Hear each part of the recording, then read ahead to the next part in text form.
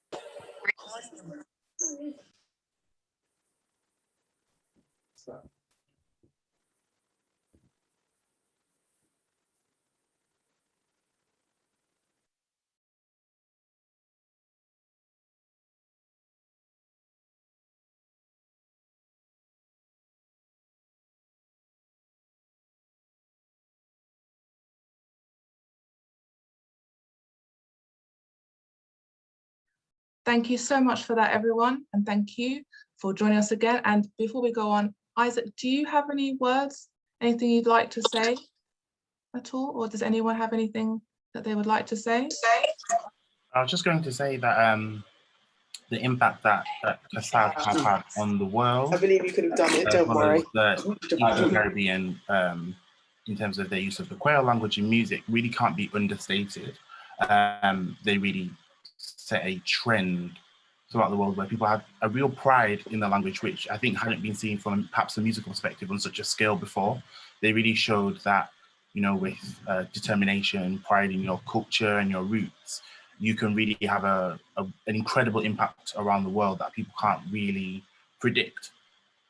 And I know in particular from friends that I have who are from Guadeloupe and Martinique in particular, they've spoken about the way that they recall people initially, and I think obviously the same goes for Dominican and St. Lucia, viewing Kwéyòl as a language that people spoke in the country, the language that people spoke who weren't particularly educated. And people kind of denigrated the language and the culture that we have. And they used Kwéyòl in such a fantastic way across the world to have people dancing on dance floors and having real pride in, you know, languages and cultures created by our ancestors. And so, you know, Jacob and the entire group did something really special.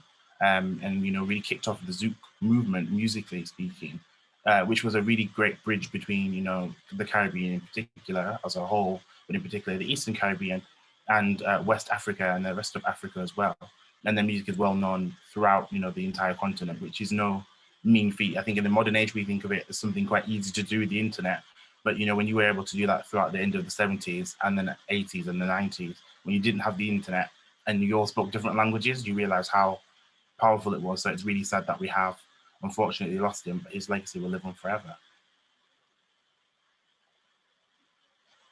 Thank you so much for that, Isaac. And maybe we can post links to, so I'm sure many people here know about Kassav, but if we could post some links to just some of the amazing songs so that we could just enjoy that.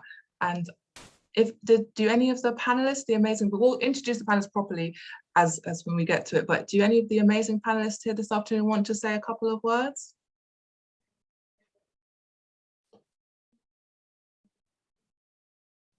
Or maybe we can say a few more words when we if any of the panelists feel comfortable, maybe a little bit later.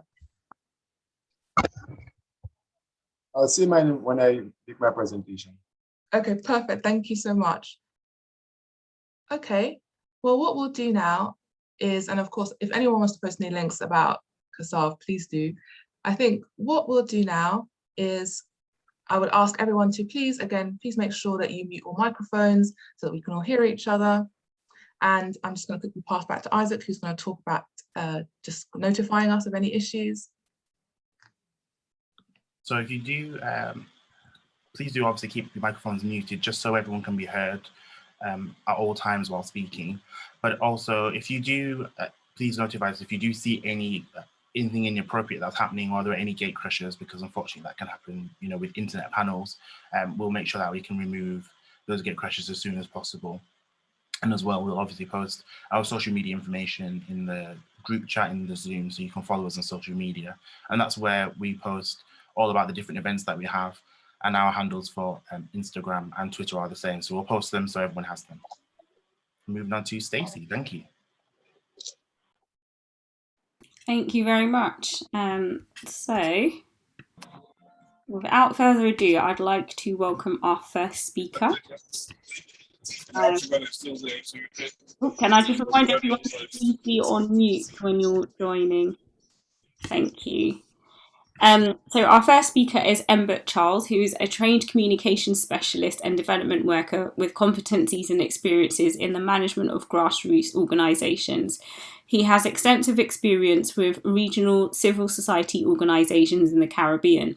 He serves as a chair and was former executive director of the Messenger Patrick Anthony Folk Research Centre in St. Lucia.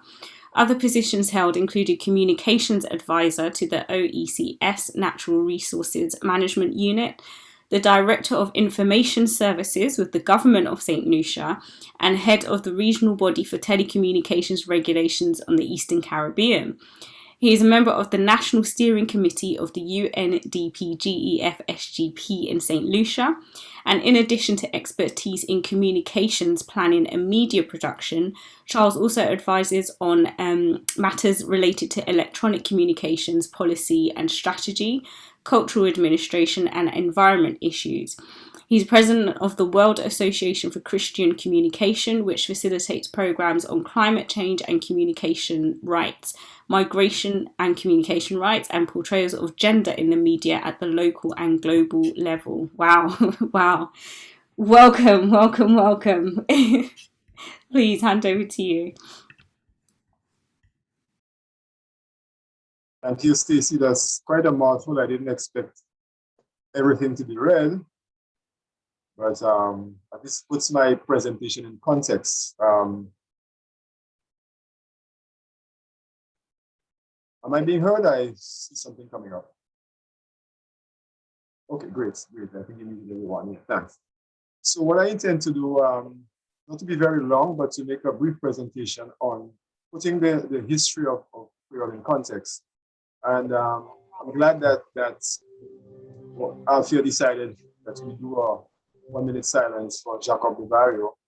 I mean, it was really sort of a stunning bit of news for me, myself having followed CASAV from the time we emerged. Incidentally, CASAV was born the same year St. Lucia gained political independence in 1979, and that level of consciousness was perhaps rooted at that point in time. At a personal level, I probably have experienced about between 16 and 20 live CASAV performances. St. Lucia, Dominican. While I was a student in the UK, I saw CASAV twice. So it just shows you that the significant loss to me. And of course, I think this presentation is instructive because we're doing it on the eve of emancipation. And the Kwéyòl language is a significant identity marker for our emancipated peoples in the Caribbean as well as the diaspora. I will share my screen. Permit me to, so we could start my slide presentation.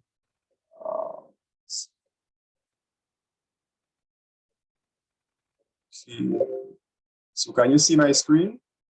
Just give me a finger. Thanks very much. So I'm just doing a short presentation, which is an adapted version of a more detailed presentation I did some time ago. And it's called Kwéyòl, the root to the soul of the people. In translation, Kwéyòl te se wasim pepla, which is the root of the people. The next slide looks at the structure of the language. Creole is really what is called an Antillean language. It's a language of the Antilles. And it's similar to a number of, Lucian Creole in particular, similar to a number of Creoles across the Caribbean, which I will go into a little detail. But it is really built on a system of sounds, alphabets, hyphens, consonants, punctuations, etc., which is really the root of any language. So Creole is legitimately a language, even if people continue to refer to it as a patois. But linguists have determined exactly a language.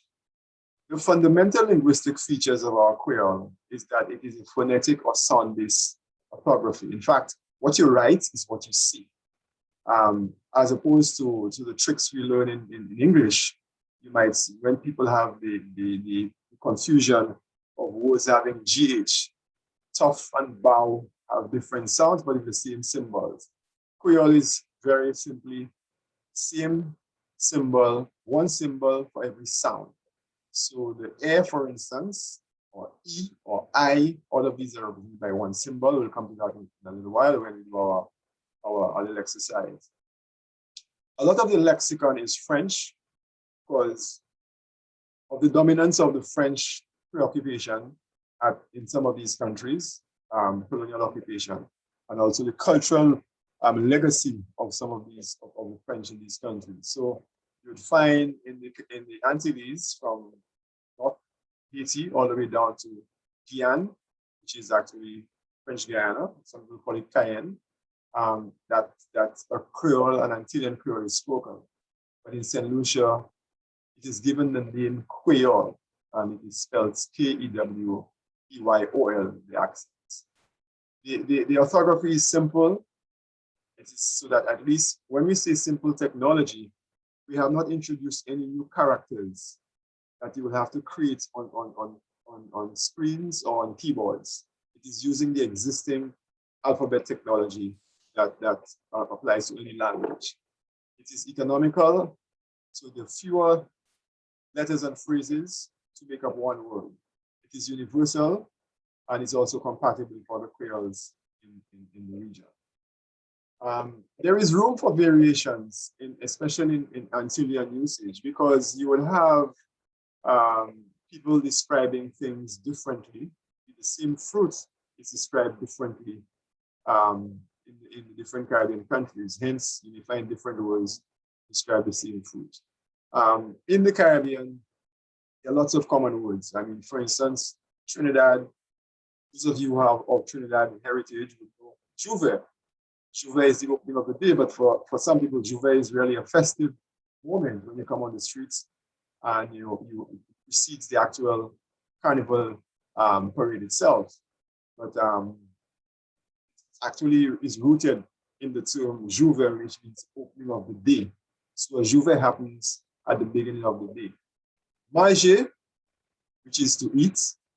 Manger is the same word you would hear in Grenada, in Dominica, in Haiti, in St. Lucia. And for instance, Grand Chemin. Trinidadians who speak a lot of English, they still use the term Grand Chemin, which is the main road. So because of the way our physical structure of some of our countries, we have found that people come off the side streets or off the shortcuts into the main road to wait for the bus. So so we're going up to the main road to catch the bus. The Folk Research Center has collaborated a lot with organizations such as Gregory's organization, that is Comité Poétique Kwéyòl, which is KEK, the Caribbean the Caribbean YAD campus in Trinidad, which is led by Ron Gibbons, and they're doing a lot of work in promoting the Creole language in Trinidad. And also we work with Creolists in Martinique, Guadeloupe, and Haiti. And in working with people in Guadeloupe and Martinique, music, the Zouk music was the sort of opening to internalization of the Creole language because it popularized it. And that is where you'll find it is such a significant and tragic loss for Jacob Bevario, who has composed a lot of music in the Creole language. I've listed some developments in terms of milestones, because we need to understand where we're coming from and what has happened before. People who are saying that, there hasn't been any fundamental detail work on language. As far back as 1860 in St. Lucia, French priests had developed catechism books. And a lot of the writing coming then is still retained in our writing system in terms of the simplicity and in terms of the economy of the orthography. There is also a famous linguist and sociolinguist, J.J. Thomas, who produced a sort of seminal text on the theory and practice of Creole grammar, which was the first major text on the Creole grammar. So as far back as the 1860s, the Creole was seen as having a significant role in the society. And then subsequently you had people like Harold Simmons, who is the mentor of the Folk Research Center, Daniel Crowley, an American anthropologist, published Creole language articles in a number of publications. In 1971, Kwéyòl started officially on radio. When I mean officially, in terms of being used for public education by organizations, because before that, you would have occasions where music which had Creole in it coming from, especially merengue music, would have had some Creole terms as well. In 1973, another major milestone is the formation of the Folk Research Center and an organization called Mouvement Kwéyòl, ZPC, which is the Creole movement of St. Lucia. This was really a grassroots organization which had members from all over the island. You had the people who were basket makers, cooks, you had linguists, you had doctors, you had lawyers, you had teachers and educators, all came together to build a movement to promote the language. And this organization called Mouvement Kwéyòl eventually morphed into the Creole language program, the Folk Research Center, and started doing a lot of international work. We had some major conferences in St. Lucia on Kwéyòl, and a group called Banzil Kwéyòl. Banzil is a Creole term which means group of islands. Ban is group and Zil is island. So Banzil Kwéyòl is group of islands, and Banzil Kwéyòl was established in 1983, coming out of these international Creole conferences. At that same time, the Creole orthography was developed. We published a newspaper called Balata. Balata is a species of hardwood in St. Lucia, and it's indigenous. And Balata was the newspaper, which is a Creole newspaper, which has since ceased publication, but we have a number of copies in stock at the Folk Research Center. But what was significant about these formations, it led to the observance of International Creole Day, which was the 28th of October every year. But in St. Lucia and in Dominica, we had different manifestations of that day at a national level. So the Sunday closest to the 28th was observed as International Creole Day in St. Lucia. And in fact, it remains the largest cultural festival held on a single day in St. Lucia. People might tell you about Carnival. Journée Creole is observed by every strata of society. People who don't believe in Carnival, who are sound of different faiths, they still observe Journée Creole because the language has pervaded into methods, into worship, into song. The Creole culture is celebrated on that day.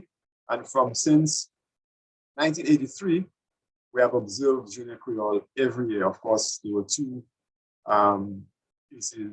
cases actually. Once in the passage of Tropical Storm Thomas, Hurricane Thomas, it had to be postponed. And recently, in the last 2 years, we had virtual events because of COVID. That was in 2020 because of COVID, and it looked like it's like this year, we don't know what's going to happen. So between 83 and 2020, Journée Creole energized people. In 1997, there was a significant milestone where the throne speech was delivered English and Kwéyòl. The Governor General, who was a proud member of the Folk Research Center and Movement Kwéyòl, a linguist by profession, who made the throne speech accessible to a lot of people. And she became virtually a rock star, doing the throne speech in English and Kwéyòl. In fact, she unearthed a lot of the richness of the language, some of the phrases and idioms that she used to explain some of the sort of boring, mundane issues of budget and legal mandates and these sort of things, what government is supposed to do. In 2016, the cabinet of St. Lucia approved and adopted a Kwéyòl version of the national anthem. So there is actually a version of the national anthem in Kwéyòl, which is sung at a lot of our events. Sadly, in the last between 2016 and 2020, we almost had somewhat of a reversal because we had a different administration taking on a different approach to language. And there was not that much prominence of the Kwéyòl national anthem at public events. So in terms of the governance and the relationship between Kwéyòl and politics at the political level, it is still not the official language of government business. It's popular. Lots of organizations, for instance, one of the national banks published the annual report in English and Kwéyòl. And you have other people who are using Kwéyòl a lot in commercial activity. It's not the official language of government business. Kwéyòl speakers are still subjugated because their vulnerabilities are still exploited in that, because they are unable to understand some of them, at least in the English language, some of the sort of high-level governance issues, they're somewhat kept out of these discussions. And in fact, the excuse used by a lot of the organizations is that there is no Kwéyòl terminology to embrace a lot of the modern language of business and language of government, which is actually not true. Nobody has actually explored it, but that is the excuse used. So in a country like St. Lucia, which is essentially trilingual, because we have the Queen's English, as they call it, we have St. Lucian English, and we have St. Lucian Kwéyòl. There are many attempts to form a national language policy, but this has not materialized. You still have the official resistance to Kwéyòl language in schools. Fortunately for us, we have been hearing a lot of movement in Dominica, where that is probably going to be taking some roots. Traditionally, political parties and trade unions use the Kwéyòl to mobilize people. Along election time, Kwéyòl language has become, that kind of language where you connect to people. So there is a lot of function for the Kwéyòl language, not necessarily only in demonstrating culture and also as part of our identity, but in terms of political discussion. The recent political slogans, some of you who may have connections with St. Lucia may have known some of them. For instance, the St. Lucia Labour Party in one of its campaigns used to say, "Rouge." Rouge means we are red, we all in red.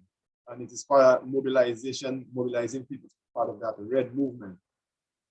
Following that, the UWP, United Workers' Party, which is the other major party, used a phrase called "Europe," which means that they are afraid of us, suggesting that the government at the time, that is the Labour Party, was afraid of the United Workers' Party because they were essentially very powerful and moving on to claim a lot of popular ground. In this last election, the Labour Party had another slogan which came out of an activity held, and it was called, it said "Panio," which means pan is actually has a kind of a double entendre. It has double meaning. Pan is to physically take a pan, a cooking pot, you knock it with a spoon, and you create a sound. That means that you sound them out, but it also means to hang. Pan is the Creole term to hang, but the pan has to have two ends, P-A-N-Y-U, and U is you. So this is just some of the snippets that I have raised there to give you a sort of insight. And I mean, there's a lot we can speak about, And I would prefer if you have in your discussion that you can raise some of these issues. The last slide has to do with some of the controversies around the language, which tend to color our discussion, our debate. One of the historians who, not of us, a British historian called Brain, who wrote about the English, the Creole language, he said it was a language of toothless old women. In fact, he said it was gibberish. People couldn't understand it, and it's almost sound like when a toothless old woman is trying to say something, what comes out of her mouth. And this is actually recorded in our history. In the 1970s, English language competence was required to manage the Banana Association, where the majority of members of the Banana Association are actually Creole speakers. And this was actually, I'm talking about things which are documented in statutes and so forth. In the era of 1980s, however, in the era of green gold, you have money would speak Creole because farmers who own lots of money, there are stories of farmers walking into the bank wanting to speak to a teller, and because the teller can't understand English, the teller would essentially pay that attention to them until the farmer explains how much money he has to deposit, and eventually that farmer would get the attention of not just the teller but the bank manager. So the money really spoke at that time. In 2011, because Kwéyòl, and I should mention, Kwéyòl is not official language in Parliament. However, parliamentarians are permitted to speak Kwéyòl to elucidate on the English presentations. But this is left to the this is a preview of the Speaker of Parliament. So the Speaker can determine how much Kwéyòl is spoken. And in some cases, we have had where the Speaker has objected to Kwéyòl being used, and in some cases, the Speaker has actually overruled an objection. So it depends on the inclination of that parliamentarian, of that Speaker of the House. It determines how much Kwéyòl is used in Parliament. The sad thing about it, though, is that even if Kwéyòl is used and recorded, it is not actually documented in Hansard. Hansard is the recording of all parliamentary sittings. Because the claim again is that there's no way to write Creole. It's claimed by the parliament, which is absolute nonsense.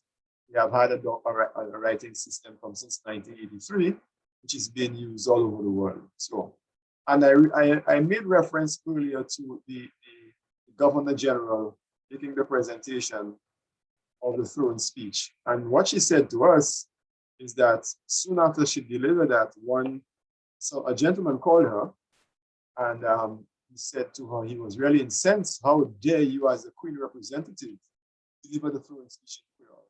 So there are still these deep-seated attitudes and prejudices against the language.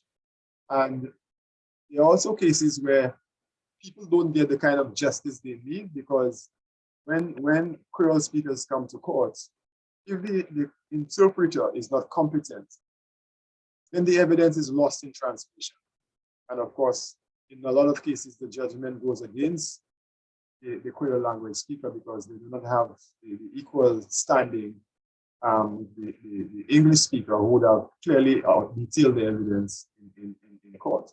So I raise these just to sort of titillate you, to give you an idea of what is still happening. There's a lot written about our Creole. You have historians, sociologists like Morgan Dalfinis, who's a St. Lucian living in the UK, and I'm sure you would have heard about him. There's an opportunity to sort of connect to him as one who can even give you some more information. We have actually produced dictionaries on the language. One of the famous dictionaries was done by Busy, who is a linguist, and we also have a more popular dictionary, which we sell at the Pope Research Center, which has all the basics of the language. So I will end there, and the end of my thing is Balfini Bielasak. I will leave this for you to translate yourself, and it's part of our learning exercise. Thank you very much. Thank you very much, Mbek. Can we please all give a round of applause? whether virtually. Thank you. Let's I'm trying to stop screen share for you. Yes, no, thank you very much. I've certainly learned a lot of stuff from your presentation. I look forward to the second part of this talk in this evening. So I'd like to hand over to Isaac now, please.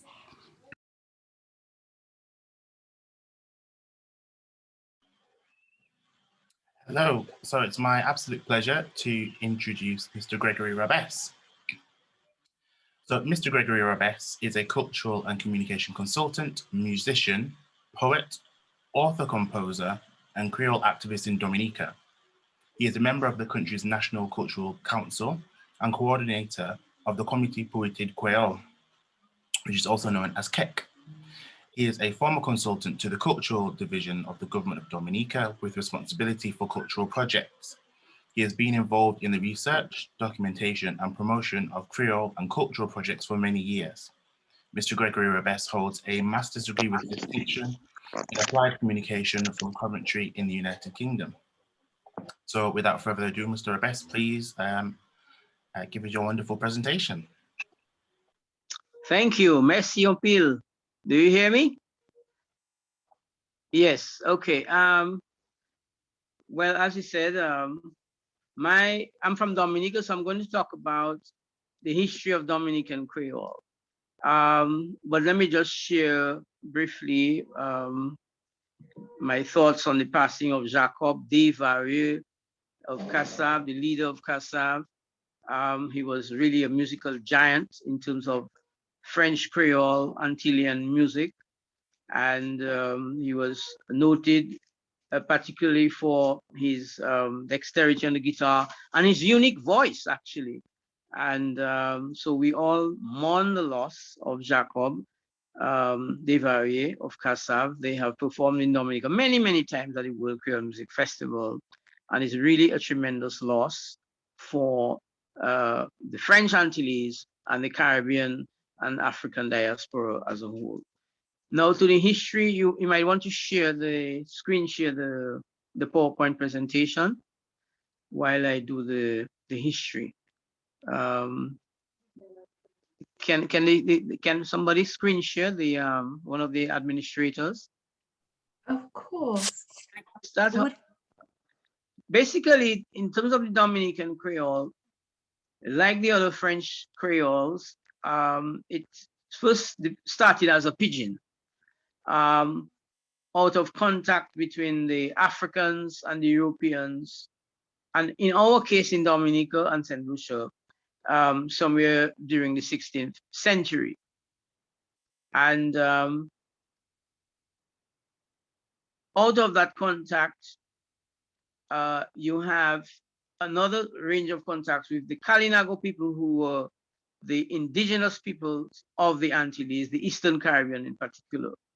So in terms of the words, the vocabulary, the lexicon, so you had the French derived lexicon, you had the African, and also in Dominica's case, you have quite a bit of Kalinago words in our Creole language. So that has to do with the particular history of Dominica. I think in St. Lucia, the presence of the Kalinago was more short-lived in that sense, in terms of the encounter of civilizations and when Europeans invaded. And Dominican St. Vincent became the last bastion of the Kalinago people in the Eastern Caribbean. But in all the French Creoles in the Eastern Caribbean, we do have a Kalinago presence in terms of the lexicon. Now, eventually that pidgin got stabilized in the Caribbean. So you began to have like what you call the first native speakers, okay? So people who were born in the Caribbean, and some of them were enslaved, and some of them were European planters and otherwise. But the language became stable, and the first native speakers emerged. In other words, like the first or second generation of people who settled in these islands. So the Creole now became the first language, or the lingua franca, the main language of communication among the people, the population, be they colonists, slave masters, or the enslaved, or the indigenous people as well. Okay, we can move to, well, by the, let us say, between that period, the 17th century, when the Creole language became stabilized as a language, up to, let us say, the first half of the 20th century, the 1950s and 60s, Creole was the first language of the majority of the population. The majority of the population of Dominica. I say the majority because in one or two communities in Dominica, in the Northeast, in Marigot, they had a different creolization process. Whereas the majority of the Dominican population went through a process of creolization that had the two dominant elements, the African element and the French European element.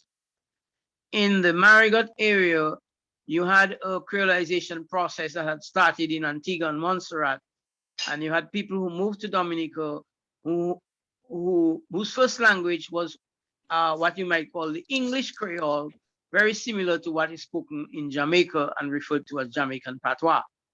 In those communities, they do not speak the French Creole as the rest of Dominica. So that is another unique situation in the linguistic landscape of Dominica. Next slide, please. So Creole was primarily a spoken language. In terms of the development between the 16th, 17th century to about the mid 1950s or thereabouts, 60s, it was a spoken language. Now the major, or the first major initiatives at writing Creole really developed in the early 80s, or the late 70s into the early 80s. But in Dominica's case, we adopted a standard orthography more or less at the same time as St. Lucia, and that emerged out of Creole orthography workshops held in St. Lucia and organized by the Folk Research Center and the Université des Antilles Guyane, based in Martinique and Guadeloupe. And in St. Lucia and Dominica, we adopted a standard Creole orthography, which is referred to as the GEREC system, because the GEREC system, GEREC is an acronym for Group Recherche en Espace Créolophone, which is a sort of an ad hoc group attached to the University Antilles Guyane. So in terms of the system that is used in Martinique, Guadeloupe, French Guiana, St. Lucia, and Dominica, and Trinidad too, that we refer to it as the GEREC system. So Dominica adopted the GEREC system in the early 1980s, just around the same time that the Comité Poétique Creole was created. In fact, it was created on the 1st of June, 1981. So this year we are actually observing our 40th anniversary. So in the early years of CEC, as we call it for short, CEC, we held Creole literacy classes to teach Creole activists and other people interested the standard orthography, the standard writing system of Creole. And as a result of that, we began to see the emergence of a Creole literature. And that was also backed up by research and documentation. So in our case in Dominica, we had the development of a Creole dictionary, a Dominican Creole dictionary. And we had other books on Creole grammar. We had books on Creole proverbs, Creole riddles, which are referred to as Tim Tim, and Creole expressions, books on Creole expressions and stories. So a whole range of Creole literature emerged on the basis of the fact that implementation going on by CEC, and at the same time that we had adopted a standard orthography for Creole. Another thing that, in terms of the development of Creole in Dominica, the CEC, Comité Poétique Creole, also created new traditions and events, and chief among them would be what we call Journée Creole, which is Creole Day in English. and also Journée Héritage, which is Heritage Day. And Journée Kwéyòl and Journée Héritage were created basically to promote the language on the one hand, and to promote the Creole culture on the other. I remember in the first Journée Kwéyòls, in fact, the first Journée Kwéyòl was in October 1981. So Dominica was one of probably the first Creole-speaking countries actually to establish Creole Day. And it's on the basis of this in 1983, as Emerald hinted in the St. Lucian case. But at the international level, the Banzil Kwéyòl, again, which Emerald mentioned, took a decision in Louisiana at a meeting, at a colloque in Louisiana, to establish the 28th of October as International Creole Day. So that was a very important step at the level of Dominica, at the level of St. Lucia, and at the level of the other Creole-speaking countries of the world. And today that has evolved to a month of activities, and October is referred to generally as Mois Kwéyòl, or Creole Heritage Month. Next slide. Another development for the promotion of Creole language was the emergence of Creole on radio. Back in the days, I mean, in the early days of radio, let's say in the 1970s, late 60s and 70s, you only heard English on the radio. So in Guadeloupe and Martinique, you only heard French on radio and TV, not Creole. So you had a similar experience in our islands. So the national radio station, DBS Radio, introduced the first Creole programs on radio in Dominica. There was quite a bit of opposition by certain segments of the population, but eventually it prevailed. And that, you might say, had a great impact on getting Creole more or less normalized, accepted, and respected and valued in the general population as something important to our identity and culture. One of the signature programs of DBS Radio started in the 70s is called Experience Kwéyòl, and this continues today, and it is the most popular radio program in Dominica today, Experience Kwéyòl. And then we should just note some of the Creole pioneers. Felix Henderson, who died last year, Anita James, who also taught Creole in Grenada at the time, or just on the eve of the Grenada Revolution. She taught Creole in Grenada there. She has passed on, and you have the late Marcel Jamala Fontaine, who has a very strong connection with the UK, and he passed as well. And Felix Henderson and Marcel Jamala Fontaine in particular published Creole books, and they taught Creole in various situations, and they were very powerful Creole activists. And some of the other pioneers of names like Nathaniel Durand, Sonia Lloyd, Sonia Akpa, who are very much involved today, and then Gregory Rabis, of course. Next slide.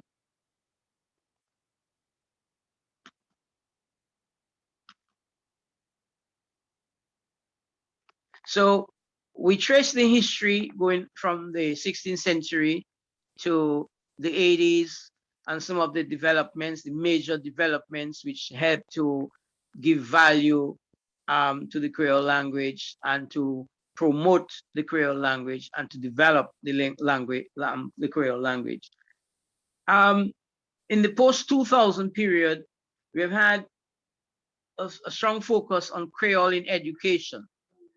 And Creole is not taught formally in the education system in Dominica. It is not part of the curriculum in Dominica. However, the Comité Poétique Kwéyòl pursued a number of initiatives over the years to help, well, to engage the school system in introducing Creole in schools. And some of the initiatives we have listed here was the Creole Spelling Bee, which is a spelling competition in Creole, spelling Creole words. That's for primary schools. And then we had a Creole choral speech competition for secondary schools in Kwéyòl, and the choral speech, which is like a group collective speak rap in Kwéyòl, and some of it were derived from poems of local poets or speech compositions that they would create themselves. More recently, we had what we call a Creole impromptu competition organized by DBS Radio. Basically, it is a spontaneous speech that you give in Creole on a given topic. And again, that was for primary schools. And in the last 2 years, we started a Creole in Education pilot project among primary schools, about 15 primary schools. And this is ongoing. And basically, it is the first concrete attempt to teach Creole in the classrooms in Dominica. So it's a pilot project, and it's expected that lessons will be learned at the end of this pilot phase, which will end in another year or so. And more recently, the Minister for Education, who has been the current Minister of Education, who is very supportive of the introduction of Creole in schools, introduced the idea of a pause for the Creole cause at all education institutions in Dominica. The idea was that every day or several days a week, that at a given time chosen by the school themselves, they would stop everything that was being done. Let us say if they were teaching math, French, English, whatever, and they would put aside 5 minutes to learn something in Creole. Okay, so that is another initiative that was recently introduced by the Ministry of Education. So these are some of the examples of initiatives that are being carried out in the current dispensation in Dominica. So that's my demo cat Kwéyòl on the history of Creole in Dominica, the evolution of the language, some of the signature developments, and what's happening with our Creole today in terms of the language. And suffice it to say too that there is a decline in the speaking of Creole, that much more Creole is spoken by the population of St. Lucian than in Dominica. And as I mentioned, that there are 1 or 2 communities in Dominica that do not have a French Creole base, a linguistic base, that they have an English Creole base. And then of course you had the introduction of US television. And then you also have the popularization of dancehall reggae with the Jamaican English Creole. And that is also among the youth. And I would imagine in St. Lucia it's the same thing. So you have these other linguistic influences impacting on the young people, leading to a sense of a decline in the spoken Creole. But at the same time, we have some impelling factors, such as the increased presence of a Haitian population. And it is estimated that we have over 4,000 Haitian residents in Dominica.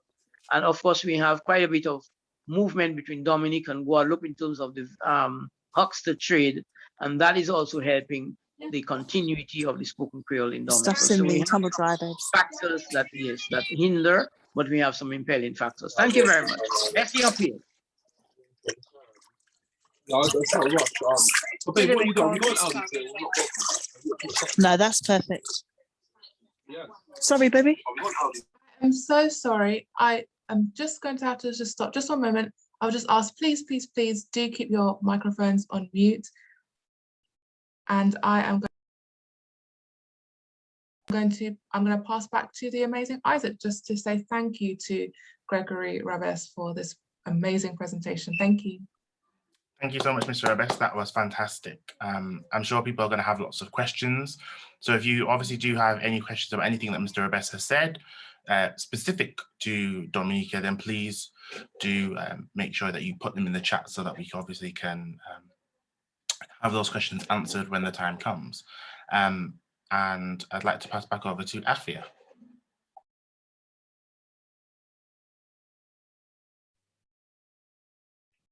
Thank you so much for that, Isaac. And I just want to say thank you so much to our brilliant panelists, for Mr. Charles and also Mr. Rabes. Thank you so much for your brilliant presentations. I was making notes throughout and it was just brilliant. So thank you so much.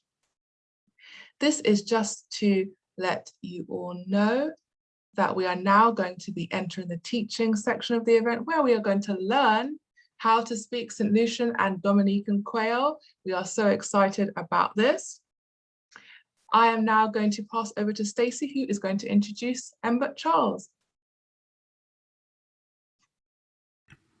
Thank you both for your presentation. So yes, the exciting part of the evening. I would like to re-invite Mbut Charles back to give us a little session on St. Lucian Kwéyòl. Thank you. Merci un peu, Stacey. Et puis, ça m'a fait, j'ai gagné assistance camarade moi, Marilyn Hyacinth, pour assister nous, pour apprendre le langage créole. At this point, I guess in our present, this intervention, we probably will be speaking a bit more slowly and measured because we want to ensure that everyone understands what we say. And what I just said is that I will be assisted by a colleague of mine, Marilyn Hyacinth, the chair of the Kwéyòl Committee of the Folk Research Center herself, as we would call a MAPP, langage Kwéyòl. She's a boss in speaking Creole, and she will lead off that instruction session for us. Over to you, Marilyn. Ça commence. Bon après-midi tout le monde. And we say bon après-midi. Good afternoon. Okay. So we'll start with a little song. I'm sure some of you may have heard this song. Poisson, poisson, c'est un bel déjeuner. Any fish today, it's a local song, but I think in Dominica, it said, Poisson, poisson, c'est un bel déjeuner. Poisson, poisson, c'est un bel déjeuner. Any fish today, Madame Roy? Any fish today, Madame Roy? Poisson, poisson, c'est un bel déjeuner. But we are going to use this same tune using the word Kwéyòl. Kwéyòl, Kwéyòl, c'est un bel langage. Kwéyòl, Kwéyòl, c'est un bel langage. Nous kay apprendre Kwéyòl jodi, nous kay parler Kwéyòl jodi. Kwéyòl, Kwéyòl, c'est un bel langage. Can you interpret this? Mbut, to you? Okay. Marilyn has presented her song. The Creole is a very beautiful language. Creole is a beautiful language. And what she's saying, look, I upon Kwéyòl jodi, which means we will learn Creole today. And what I would like you to do is to pick out some words in that song. Marilyn may have to sing it again. In that song that resonates with you, or if it doesn't, that challenges you, and you can have a conversation around that. At the same time, what are the first immediate things you will want to learn if you have to come back to St. Lucia tomorrow? And for instance, you're stuck at the airport, you're on your way home, and you're not too sure whether the driver can speak English. How would you like to start the conversation to save your life? So I don't know how we do it, whether if we're dealing with Kwéyòl, I guess it has to be global, because I'm not too sure some of you have the competence in actually typing the Kwéyòl in the chat. If you can, you may as well do so. But that is a conversation. Unless if there are no takers, myself and Marilyn could actually have a conversation. And at least you can observe, tell us what you learned. So we'll give you a couple of minutes for anybody hands to come up. I think if you pop your hands up, I'm sure the host will allow you, will unmute you, and then you will give your observation.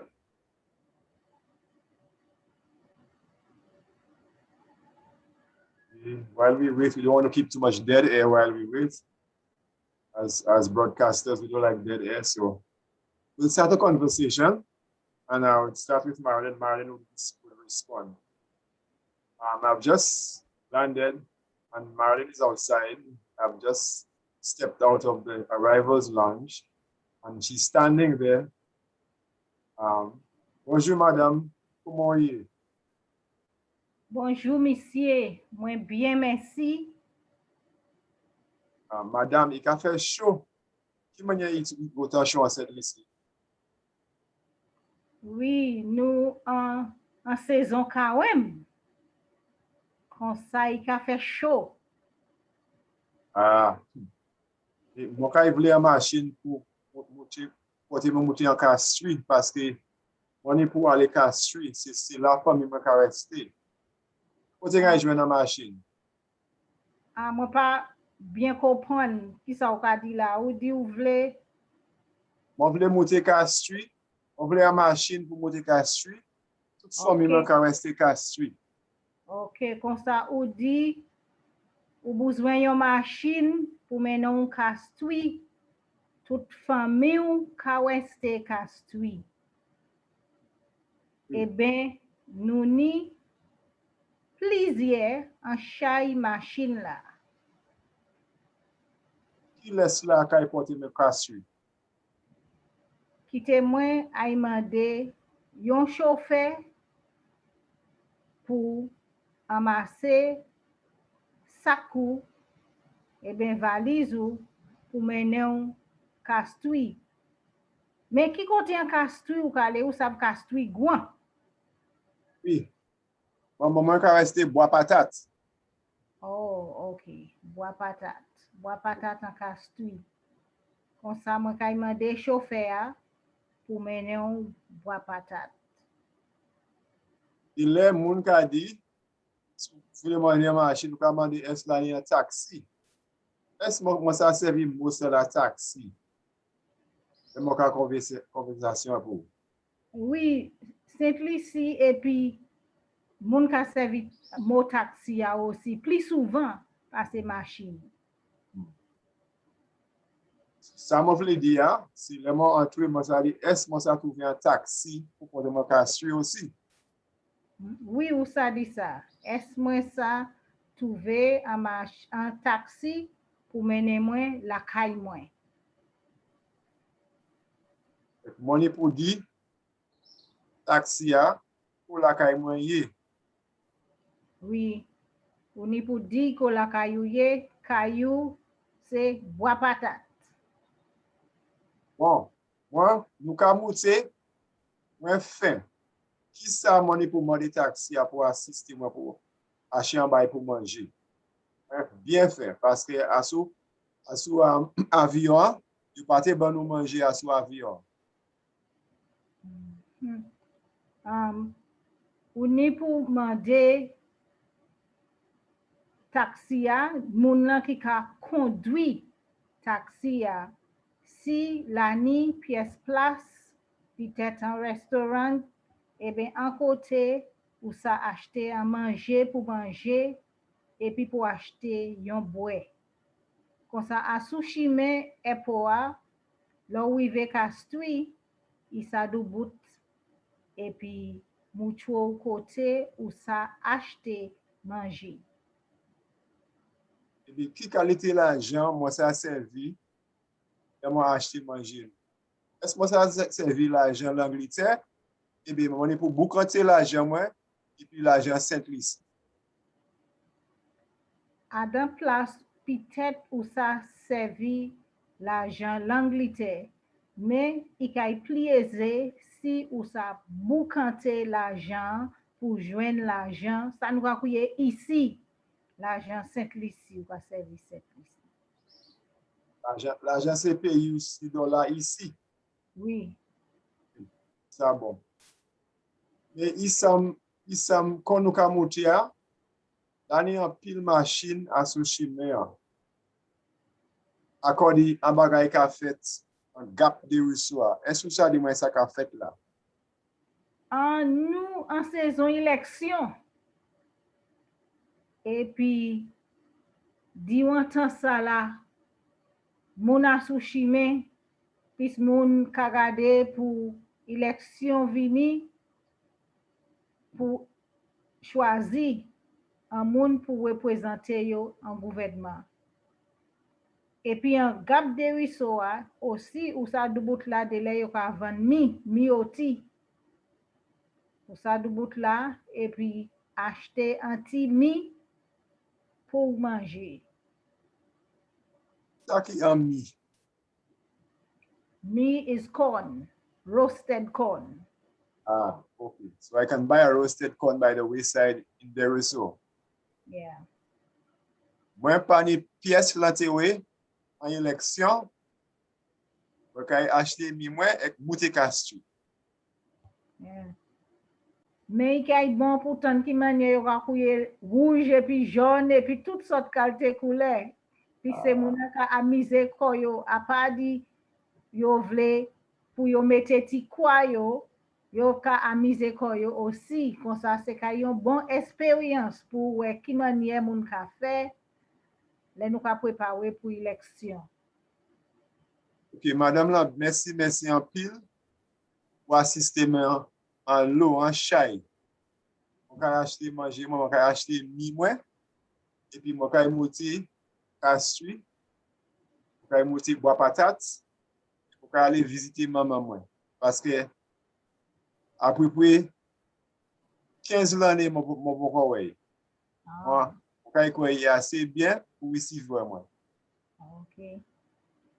Merci, ni un bon voyage.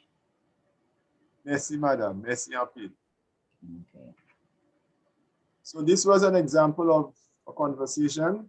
I know in some cases people have different ways of expressing the same thing. They usually say, well, okay, why people call a taxi a machine. In the early days, there were very few vehicles around. It is actually a machine. So this term still, but of course you have all variations of this terminology now, whether you use a taxi or a motor car to take you where you're going. We also spoke a bit about, about food, where to get something to eat, and more importantly, what kind of money can I use to purchase my food? In some cases, you can use your own currency that you travel with.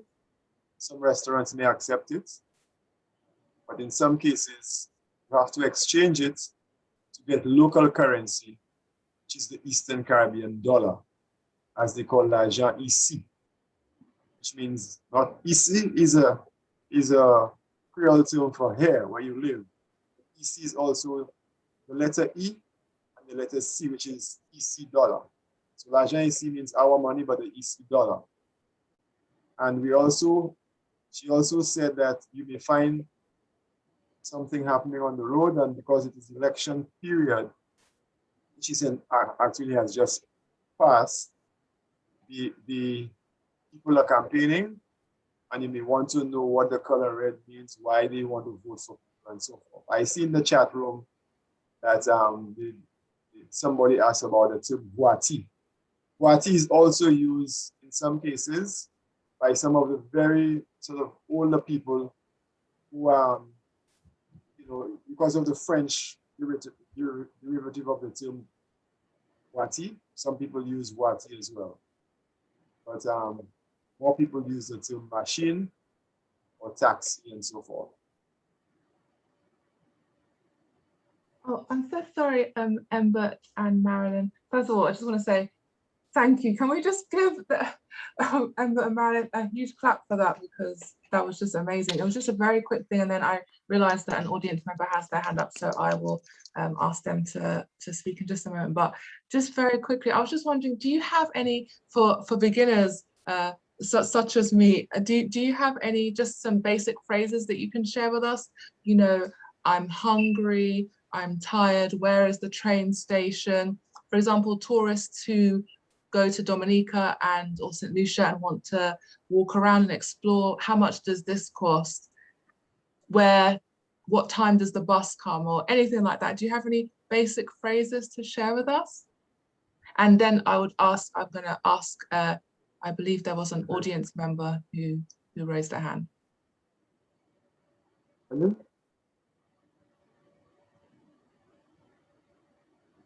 Okay, I'll hand over to Marilyn. The phrases you want, will you wrote them down, Marilyn? Hungry. Yeah, the phrase is how do if you want to eat. Moi faim, moi vle manger. Any other again? We don't have train stations here, so it's really the bus stop. Yeah. Ki kote moi ka jwen machine la? Ki kote moi sa jwen yon motocar? Taxi. Yon taxi, yon voiture compagnie moun ka di. Ki kote bank lan ye? Ki kote moi sa jwen bank lan? Ki la oui? Ki l'hôpital la? Ki chimè moi sa point pour moi ay kastwi? Quand c'est mot ça là. Bonjour, good day. Comment vous êtes? How are you? I am well. Moi bien, merci. I am well, thank you. Where do you live? Ki kote ou ka weste? Where are you going to? Ki kote ou ka ale? And these to be thirsty, moi soif. I'm thirsty, soif, moi soif. Moi vle a boire. Yeah, moi vle a boire.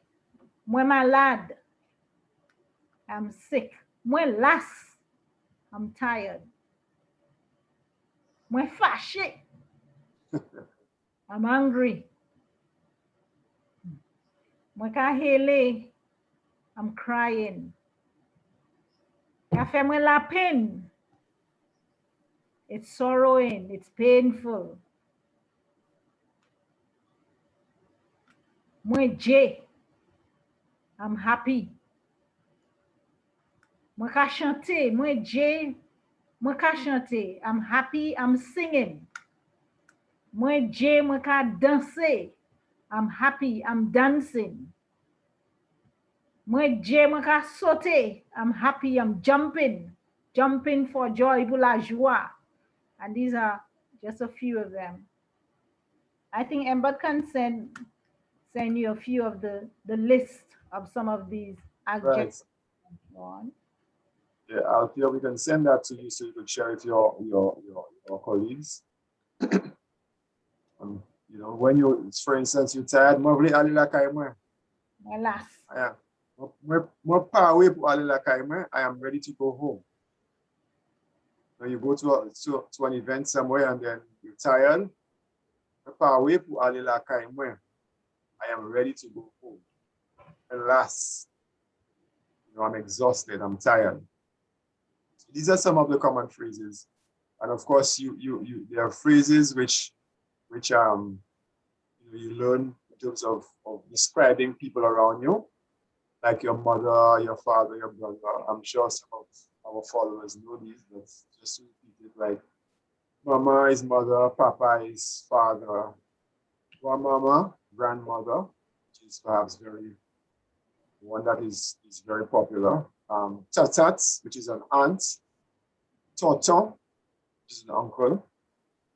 Nenen, godmother. Pawe, godfather. Wable oti a doctor. I need to see a doctor. Kote pwet la ka weste. Where does the priest live? Kote pwet la ka weste. As in, we want to visit a priest to organize some kind of ritual. So these are some of the some phrases, but of course, in teaching, sometimes you want to put it in context because there's so much to learn. Thank you so much for that, Amber. I just wanted to quickly add, because I realized that I did not read out Marilyn's bio. So just very, very quickly, just to read out Marilyn's bio. Marilyn Hyacinth is a counselor by profession, has a French diploma in Creole studies, a BA degree in theology and psychology, and an MSc in counseling. Marilyn has worked as an administrative assistant and librarian / documentalist at the MSGR Patrick Anthony Folk Research Center and is presently a member. Marilyn has worked in the area of development work and has been involved in the teaching of the Kwéyòl language to both locals and expatriates. Marilyn has worked with the Government Information Service presenting the Kwéyòl news and developing Kwéyòl programs for public consumption.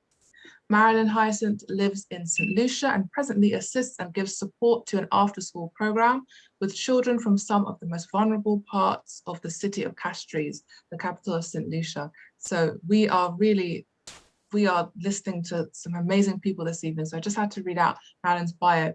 Just before we move on, just very quickly, first of all, yes, please can we give a huge clap to Ember and Marilyn for their presentation this evening. And yes, please, it would be lovely if we could have just some basic phrases. And all, just to let you all know, we will be putting this on our YouTube channel.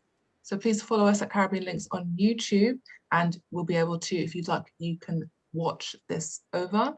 Just before we move on and I hand over to one of my brilliant Caribbean Links colleagues, there was something I was going to say and it's just gone from my mind. That was what I was going to say. I'd like to just open the floor just for a few moments because I can see people have raised hands. So just about 5 minutes, I'm just going to open the floor because I can see that there are some people who have raised hands. So I'm going to go on mute, and if anyone for the next 5 minutes wants to quickly ask a question about St. Lucian Kwéyòl before we move on to the Dominican Kwéyòl section.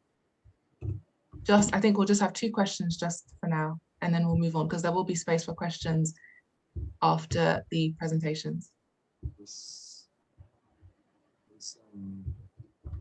Patrick, hands up. So whoever has raised their hand, please could you unmute? Hi, hello. I raised. Oh, go on. Hi, I just had a question for Mr. Maris. You mentioned about there being a link between Montserrat and Dominican Creole, and I just wanted to find out if there's any books or anything I can learn more about that from as well. In terms of books in Dominica, no, but I would imagine there's a very similar. In fact, the Creoles of, whether it's the English Creole or the French Creole, they have a similar syntax, a similar structure. So, for example, there is a sort of an African element to that, and you know, we say, for example, in the Creole, English Creole in Dominica or in Jamaica, we say the people them. All right, the people them. So them is like an added, and in Creole, especially in places like Haiti, they say "c'est moun yo." All right, so it follows a similar situation in that. So there's a very similar situation in terms of the structure. In terms of, you see, towards the, I would say, the latter days of the slavery period and beyond that, there was a certain migration of folks from Antigua and Montserrat to the Marigot area in the northeast, and they settled there and worked on the estates. And as I said before, they had already gone through a process of creolization based on the English experience and the African experience in that sense. So the language is really similar, very similar to what you'd hear Jamaicans speak. Very, very, very similar. Or you would hear those of you who interface with Antiguans. I think the Antiguan English Creole and the Jamaican English Creole would be the closest to that situation, yes. Okay, thank you. Thank you for that. I think for now, May I what we'll, ask- oh, sorry, there's one, we'll take one more question and we'll move on.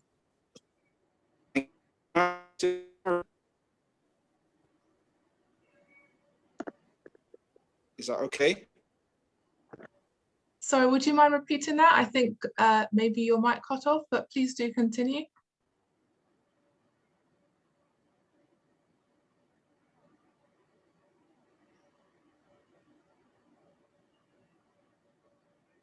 I think maybe the person who wanted to speak, I don't know if their mic had a bit of an No, issue. sorry.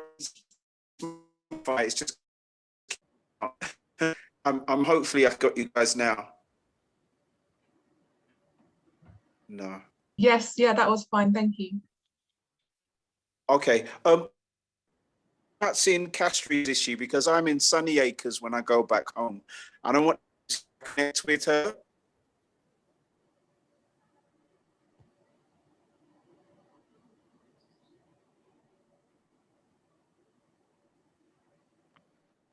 The issue. We didn't get that. Can you repeat, please? Okay, can you now? I can hear you, but you were breaking up. So can you just go slowly? Okay. The question that I was asking Marilyn is whereabouts is she in Castries? Because I live opposite the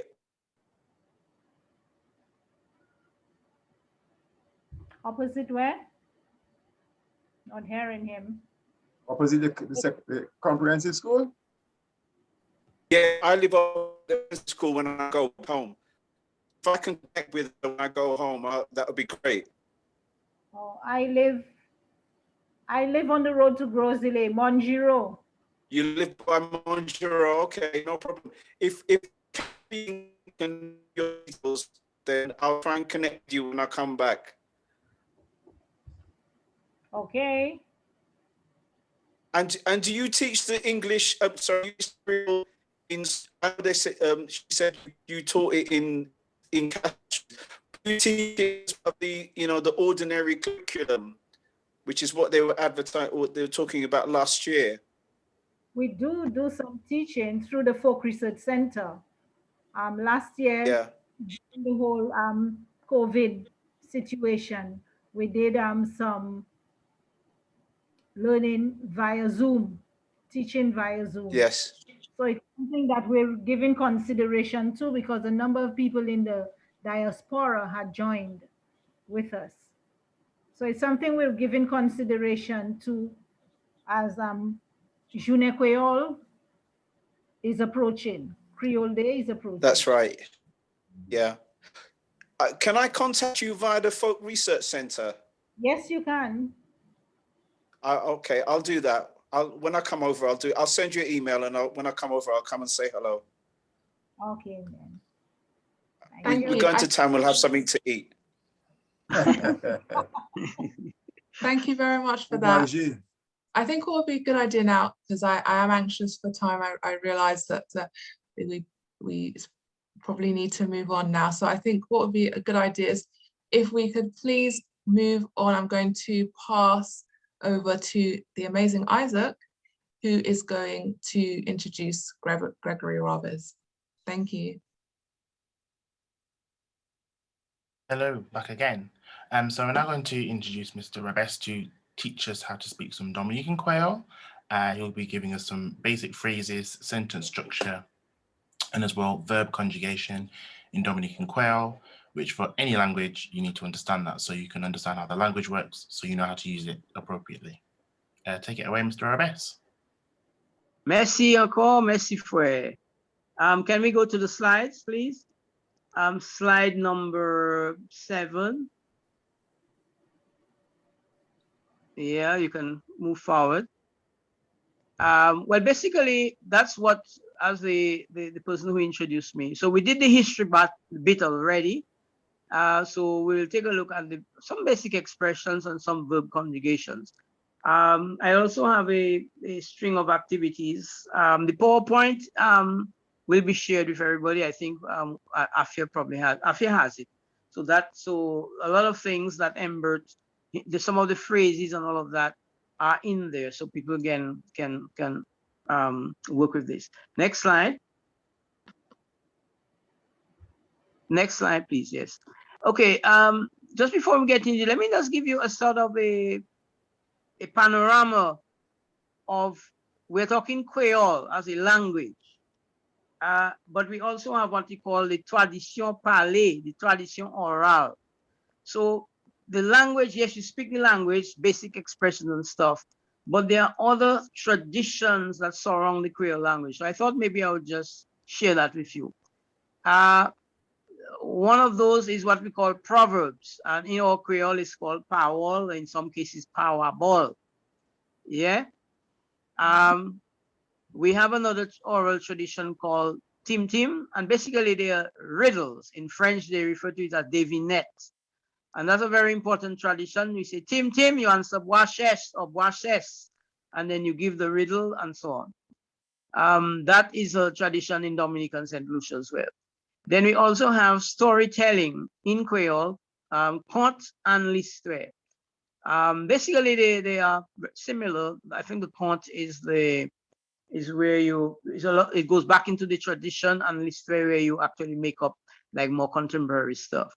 Then we have something which I call batlang. Basically, it's tongue twisters. It's part of our tradition where you use phrases with things they call things like alliteration and so on. For example, yon chat chaude en glo chaud quen glo fouet. On chauffet glo chaud chaude chat yon jou fet. Chat chaude en glo chaud quen glo fouet. You know, so you have these tongue twisters. I have a few of them somewhere lower down as well. Then of course you have everyday expressions. In Dominica, we compiled a book called Me Breadex, which has quite a bit of everyday expressions in there, or slang in some cases. And then we have a tradition of ring games, and within the ring games we have songs, but sometimes we have the hand clapping and the sort of, you might say, recitation of certain rhymes as part of the ring game experience. And then more recently we had the poetic form, performance poetry, which the Creole gets expressed in. So these are just a sort of a snapshot of the Creole language and the oral traditions we have in Dominica, and of course by extension St. Lucia. Next slide. Next slide. Okay, some basic expressions. Well, actually, when it relates to like greetings and you're getting to meet somebody and know somebody. So we have sakafet. Sakafet. It means what's up? What's going on? How I go on? In the English Creole in that sense. So sa ka fet, what's up? Now this is not a literal. Fet means like what's happening. So you could actually say that sa ka fet means what is happening. Okay. Sa would be what, or kisa, what. Ka is a tense marker to indicate it is a present tense, and fet is the verb for happening. Okay, so what's up? Now, usually people would respond, okay, wepon, they would respond, wepon, respond. Muela, literally it means I am there, but I'm okay. But it also leaves things hanging for all kinds of interpretation. So, muela, for example, kachebe, so I am there holding on. Muela, ant lede, which translates to I am there between the two extremes, like good and bad. So muela is a sort of a shorthand for a range of other things that you can actually say when somebody asks you that what's up, sakafet. In Haiti, you would hear sak passe. It's the same thing. Another common one when you meet somebody in the streets, Kuma ouye, kuma ouye. Okay? Kuma ouye. But if you're speaking very quickly, kuma ouye. Okay? So notice the difference. Kuma ouye. Kuma ouye. It means how are you? Again, you would answer if you're doing okay, you're fine, you're good. You'll say muy bien. Muy bien. I am fine. Now, if you're not so fine, in Creole, we have a word called pa, which is for negative. Okay, moins pas bien. I am not fine. So moins bien, I am fine. Moins pas bien, I am not fine. You want to get to know the person a little bit better. Okay, you ask for the name. Ça qui non, or qui non, ça qui non, what is your name? And then you answer. You might just simply say Gregory, or you might say non moi c'est Gregory. Okay, or non moi c'est Ambert, or non moi c'est Afia, or non moi c'est Marilyn. Okay, so that gives you a sense of some basic. Next slide. Now, in the Dominican English that is spoken in Dominica is very much influenced by the French Creole. And young and old, I mean, it's very common. So I'm just giving you a snapshot of some of the Dominican English expressions which are rooted in the Creole. One of them says, I take in my foot. In Creole, mwen ka pon pied mwen. So if, for example, you go to a dance or you go to a party and you're ready, you're on the ball, you're on your foot and you're moving and grooving, and some take a note, they'll say, you're taking your foot. Ou ka pon pied ou. Ou ka pon pied ou. You say, oui, mwen ka pon pied mwen. Okay, so I taking my foot, which is derived from a French Creole expression, is a common Dominican English expression. Oh God, which cuts across many languages. In Creole, bon Dieu. Bon Dieu. In fact, in the new song that I just released, it appears once or twice in the song. Bon Dieu, oh God. Now, another important one is like no or not at all.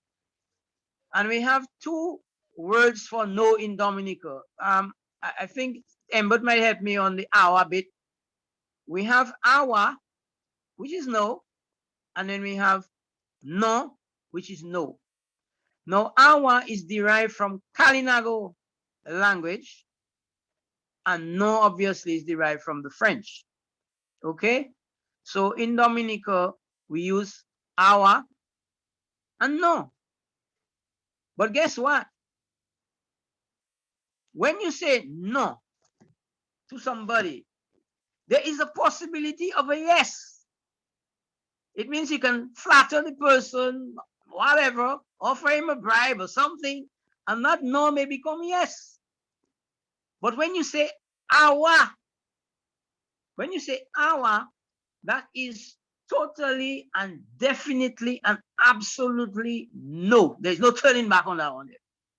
Okay, and that expression is also used in Guadeloupe. Then we have Papa God. That's just in the Dominican Cocoy. Well, that's the language that is speaking in the Marigot area. We call it Cocoy in Dominica. They will say pupagado, pupagado. In our French Creole, we'll say papamet. Okay?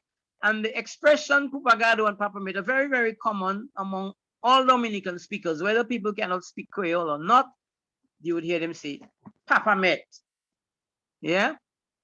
And then another common when you're hearing, you're not hearing, which again taken from the Creole. Upakatan, upakatan. Next slide.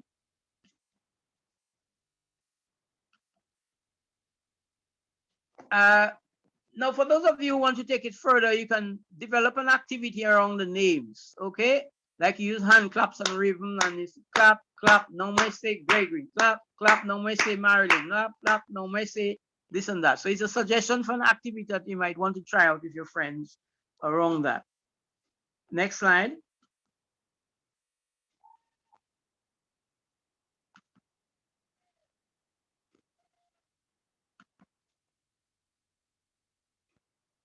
I'm just trying to get the slides going. Okay, let us move quickly to the conjugations of verbs. And now the conjugations of the verbs give you a sense of the sentence structure. So it's like killing two birds with one stone, yeah? Now, in terms of the present tense, we're using the verb aller, which it means to go. So I am going, mwen ka ale.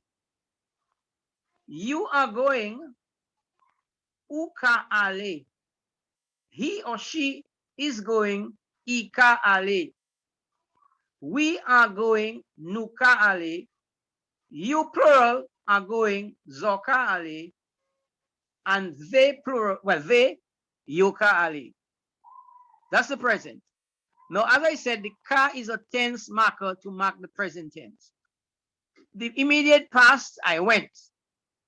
Now, it simply says there's no particular tense marker. It just simply says mwen ale. I went, ou ale, you went, I ale, you went, nou ale, we went, zo ale, you plural went, yo ale, they went. Next slide.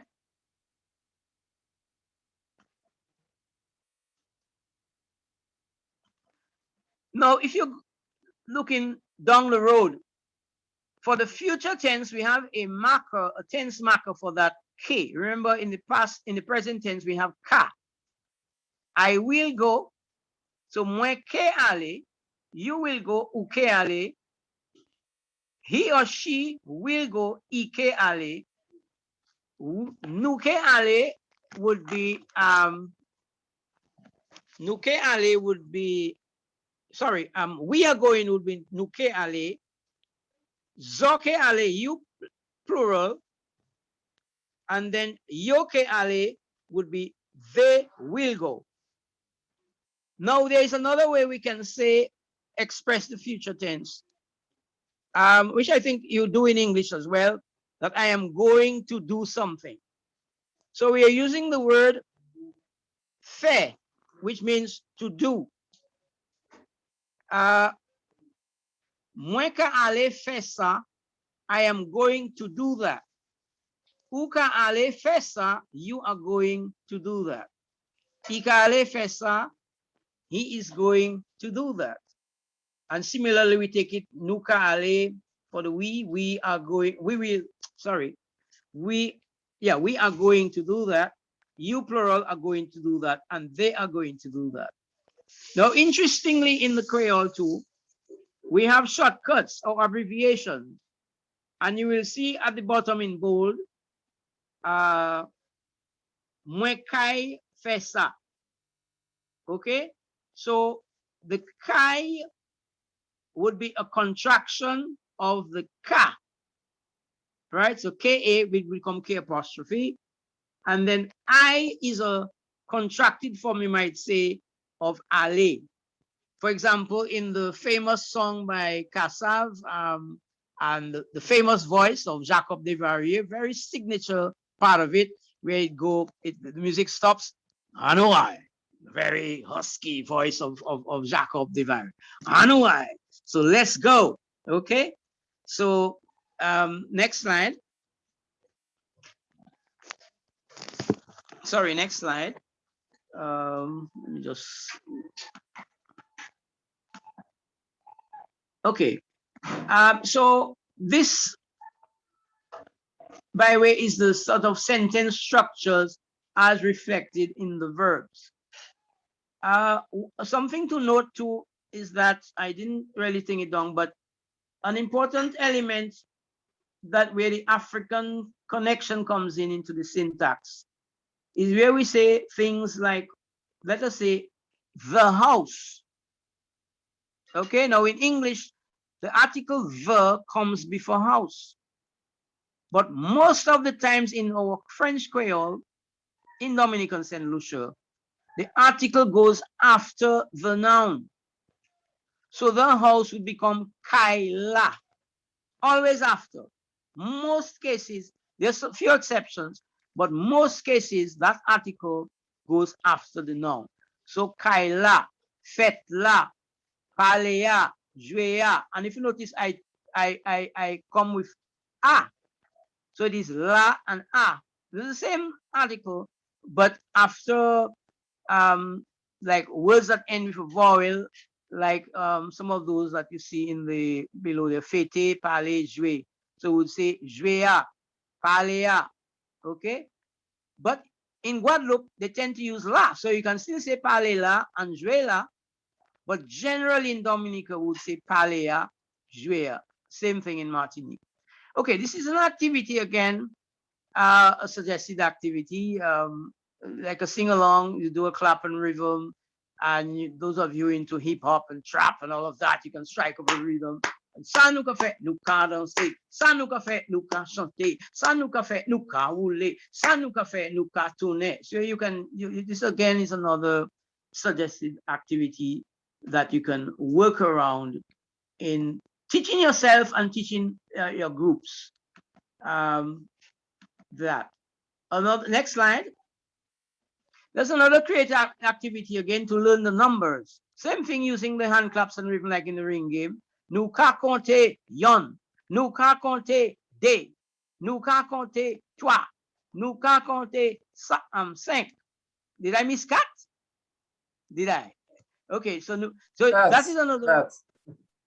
And then I remember, those of you who remember, who are old enough to remember, the group called Osibisa from Ghana and the Caribbean.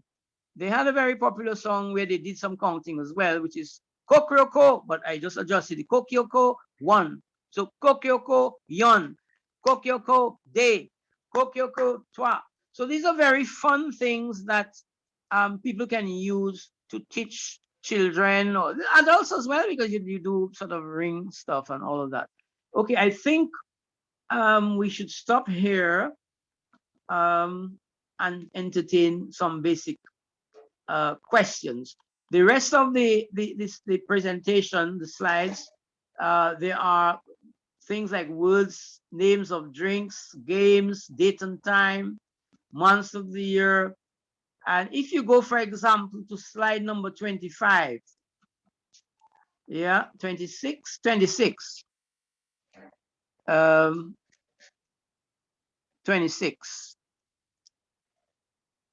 all the way to 26.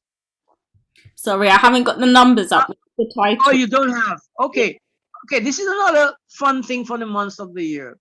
So, janvier, l'année ouverte. So, January, the year is started, it's open. February, which is February, c'est temps mas. That is, it's carnival time. Ban mas dehors. Mars, which is March, c'est temps kawem. This is a dry season. Avril, c'est temps Pâques. It's Easter time. Pâques is Easter. May, tout bagay chaud, mango capote. In the month of May, everything is very hot, and lots of fruits, like the mangoes, are bearing. Juin, which is June, is l'hivernage commencé. June represents the start of the hurricane season. The next slide.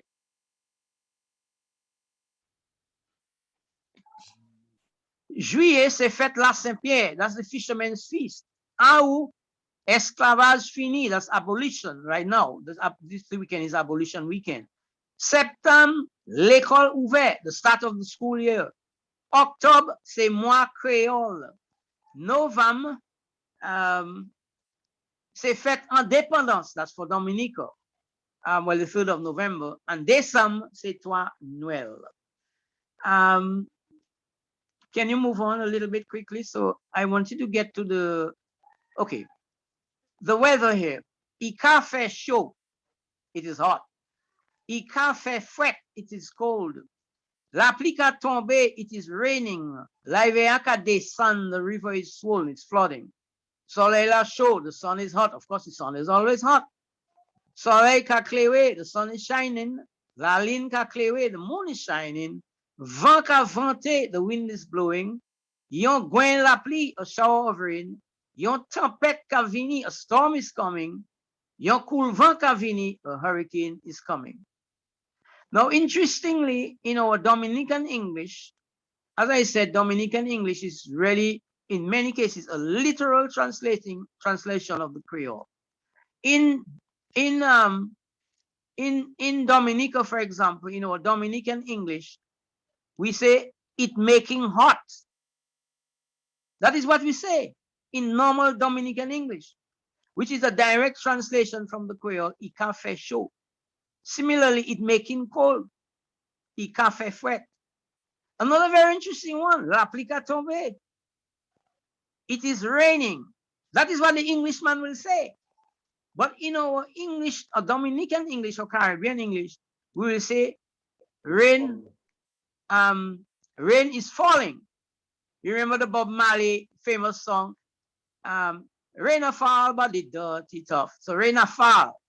So you see, again, the connection between the French Creole and the English Creole, rain a fall, la pluie a tombé. Same thing like la rivière a descend, the river is swollen.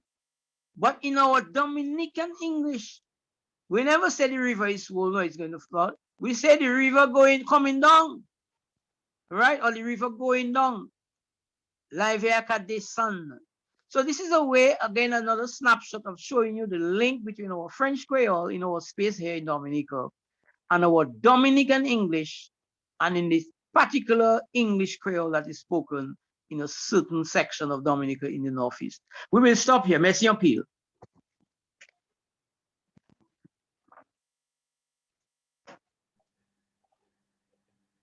Wow. Yeah?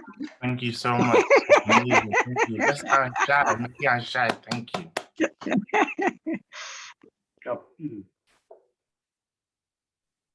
Thank you for that.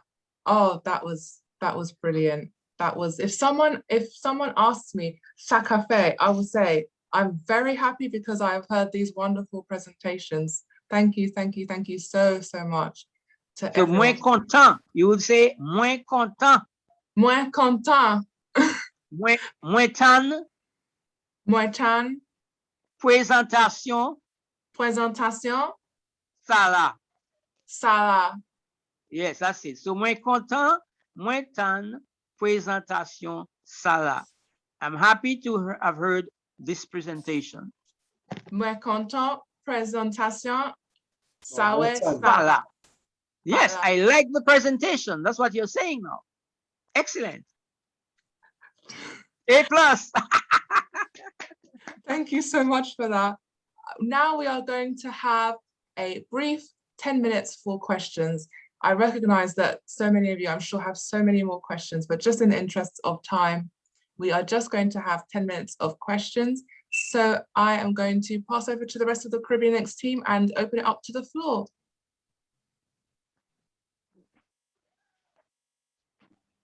So I've seen some other questions about if booklets can be purchased about Kwéyòl in terms of people learning. So I shared Sylvia Henderson Mitchell's book, who taught me some Kwéyòl in England, which was wonderful. It's a really good book, but it does obviously go from beginning stage through to intermediate stage.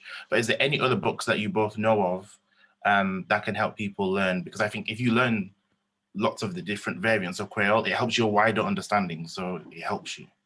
But are there any books that you both know of that people could purchase, or you have links? The Folk Research Center has some books. We'll have to send you the list. Unfortunately, some of them are probably out of print. We're trying to reprint some of them. But I think one of the good things to have is the Creole dictionary. That is something that we think is a must. And I think both St. Lucia and Dominica have the Creole dictionary of basic terms. And they also have some little lessons in them as well. So you learn phrases, you understand the roots of the language, there's a section on that. So you learn it in context on your own. And the lexicon is very good. In Dominica, the same situation with St. Lucia. We do have some publications. We are also working on a new dictionary, a totally new and more comprehensive dictionary than the one we have. And I think St. Lucia has gone into what we call the new technologies, the apps. Maybe Embert might want to shed some light, but I believe that there is a Creole app in St. Lucia. Yes, you're right, Gregory. There's an app which has the St. Lucian lexicon, the St. Lucian dictionary on it, a small app. It's not as comprehensive as the book itself, but it's very handy, and you could use it in your travels to do some quick moves when you come in and so forth. There are also some good instructions and lessons on the Folk Research Center YouTube channel, as well as YouTube channel of Jason Joseph. Jason Joseph is a Calypsonian, the Bachelor. he also has a YouTube channel where he has done some lessons in Kwéyòl, in Saint Lucian Kwéyòl. So you can, these two are very, very useful.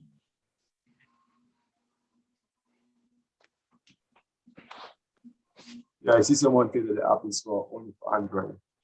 Yeah, I guess we'll have to speak to the person who created it to a Mac version. I just wanted to say. That's all. Okay.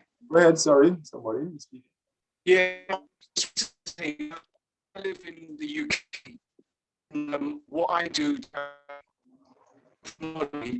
I listen to HTS, NTN, Radio Caribbean International, because some of the shows that they have are completely in patois. I know you call it Kwéyòl, I call it patois. And the more you hear it, the more you understand it. I mean, I understand it, but for the people that don't understand, it would be nice to tune the stations from time to time and listen to how they use the language as every day. So as you're looking about a machine, they call it vehicle, they call it taxi. So if you were to Granada and you said, where can I find a machine? They look at you like you're strange, because that's not the word that they use in current day. But my suggestion would be listen to the local residents on, and I do at least 3 hours a day, and I even call them as well. Yes, and I think I just need to make an observation as well. There's sometimes the English borrowed words are used both in all countries, Haiti, Martinique, Guadeloupe, Saint Lucia, which almost become the legitimate Creole word. For instance, a weekend is a weekend all over the world, even in Creole. But I want to recommend as well, in terms of material that could help you, the music put out by the Dennery segment artists from St. Lucia that appeal a lot to young people. They have introduced and reintroduced a lot of Creole phrases. So you could learn a lot from the Dennery segment music. So it's I like the suggestion of following radio stations as well, because some of the programs are entirely in Creole. But you have your own music on demand. You could follow a lot of these top Dennery segment artists who teach quite a lot in Kwéyòl. Hello, good afternoon. Can I ask a question? Yeah. Okay. I've seen, it's good that we've got the written Creole, but I think it might be more helpful if we could maybe do like an audio book or something, because it's more, Creole is a beautiful language and it's more about the pronunciation, because when people look at the words, it's not, like somebody would look at moi and it'd be moine. You understand? So I think you need the audio books to support the learning of our language. Yeah, that's correct. Very correct, yeah. Thank you very much. Bonsoir. Merci un peu. Or merci un shy. Hi, can I speak? Yes. Hi, good afternoon. Greg, it's great to see you. It's Mervyn Caesar John from London. I've not got my screen on, so. But I missed the name. Mervyn Caesar John from. Okay, great. Great to see you. Nice. So my question is, the Creole language, as it's to me more of a conversational language or normal stuff like, how do you how can you get it up a level where, in terms of development, to for modern day language, new terms, new items that come on stream. For example, Afia just put in the chat earlier something like "you're on mute." New phrases, new technology, and everything. How does the language develop from a certain base? Very interesting observation and question. There are two ways to approach it. I think this is the question we've been tackling in Dominica. That is why you have, well, the Comité Pratique Creole is the de facto authority on Creole. We don't have a formal, like in Haiti, you have the Creole Academy, which is legislated by Parliament. That's a different situation. But for the time being, we form the authority, just as the Folk Research Center in St. Lucia. So one of the ways to do that is to draw down on words that exist in the language. So if you're talking about mute, Momo is the word. Okay. Greg, we use 10 Michael, 10 It's it, yes. All right. Right. So in terms of new words like computer, we have two options. One, since in Dominica, English is the main language of reference, you find there is a tendency to get the words from the English side, the English language. So when we talk about computer, you would sort of computer and it will become computer. Okay? But however, because of our linkages and connections with Guadeloupe and Martinique, the word ordinateur, which is the French word for computer, comes into our language. So in Dominica, you have both things happening. You have ordinateur and you have computer. Okay, and the same thing for camera, the camera, it will become camera in the Creole. But also in Martinique and Guadeloupe, they say appareil photo. And you would find that making its way into Dominican Creole as well. Similarly, we have the presence of the Haitian population. Again, with that, the word machine, which Embert used earlier on. In our Creole Dominica, we have the word machine, but it doesn't refer to a truck. No. All right, but with the entry of the Haitians in Dominica, they refer to the trucks or cars or whatever, machine la. So you find that is making its way. So there are a couple, it's a very dynamic situation, very, very interesting situation. But then it is the role of the Comité Pratique Creole, which would be the de facto language authority in Dominica, to make a determination, generally speaking, on the standard words that ought to be used or should be used for that. But we recognize too that there are variations in that, and I just gave the examples of ordinateur and computer. So it's a very dynamic situation. And just before I sign off, before I sign off, I just want to suggest to, because I see many questions on the screen. If these questions could be sent electronically to me and Embert, we can respond briefly and send it to Afia, who can then circulate to everybody. Thank you very much for your answer. Yeah, but Marvin, let me respond to you in terms of adding to what Gregory said. Mm-hmm. If you look at how languages have become accepted, it's because there are two approaches. One is popular use and popular growth. One is authority given to some agency to do work on the language. And in fact, when you look at places like Seychelles, where Creole is an official language, along with English and French, and you look at Haiti, where Creole is also official language, you are the supporting institutions to help you build a lexicon, because lexical development comes out of a number of experimentations. You explore the use, but you also look at what is best practice in other parts of the world, and then you bring in the terminology. In fact, over the years, the Folk Research Center has developed a series of projects where we actually build specialized lexicons for farming and agriculture, for the weather, for health. In fact, just recently we had a project where we looked at you'll be familiar with the Sustainable Development Goals, the SDGs of the United Nations. We have translated this into Creole now. So you begin to get into all things like climate change. And in fact, you have lots of indigenous language to describe various types of weather. I remember a case in point where I was with a farmer, and the farmer had a cutlass. And I was saying, well, lim kutloa file, which means the cutlass blade seems very sharp. And he said, no. biseau couteau, because the cutlass has so many different parts. There's the blade, and the biseau is actually the part where you actually sharpen. So when you get into, and it helps you a lot with your memory projects, when you get into speaking to a lot of senior citizens, you get into the language. The Eastern Caribbean Supreme Court is now working with us on developing a project for training court interpreters, you know, because again, there have been cases when people hadn't had justice dispensed because the translation, the meaning was lost.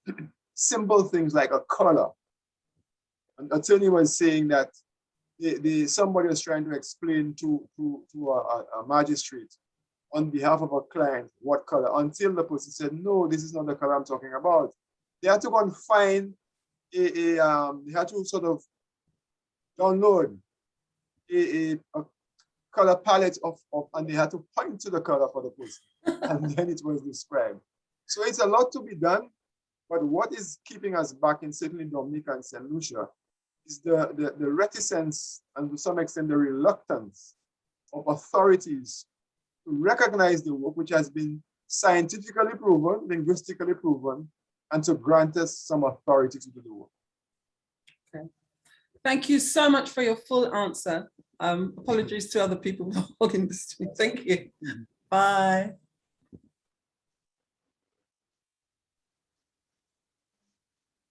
Alfie, over to you. Okay. Hey, yes, sorry about that. So I think now, because there are so many questions, I know that there's a lot of, and yes, please, if you would be able to send some questions, if you would at all be able to respond to maybe some questions in maybe a Word document, that would be really wonderful.